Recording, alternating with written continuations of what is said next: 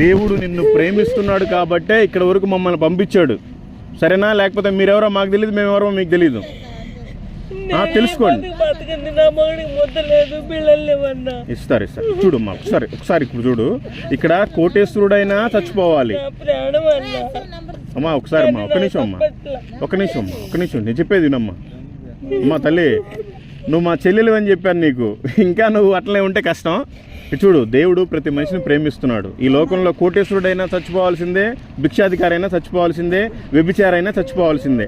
కానీ చనిపోతే మనకు పర్మనెంట్ రాజ్యం అక్కడ ఉంది, ఇక్కడేం లేదు. ఇక్కడేం ఉన్నా లేకపోయినా మనం బ్రతకొచ్చు, కానీ అక్కడ మాత్రం బ్రతకలేము. అగ్నిలో వేస్తే అగ్ని ఆరదు, పురుగు చావదు. ఇక్కడ దేవుడి మీద మనం ఆనుకుంటే ఆయనే బాగు చేస్తాడు, సరేనా? ఈ రోజు నుంచి నీకేం ప్రాబ్లం లేదు. దేవుడు నిన్ను నీ కుటుంబాన్ని దీవించి ఆశీర్వదించును గాక. ఆమె. సరే, ఓకే. మీ ఆయన ఎవరు? మా ఆయన నాకు హస్బెండ్ లేడు. ఏ నామం అవుతాడు ఈ బ్రదర్ మీకు?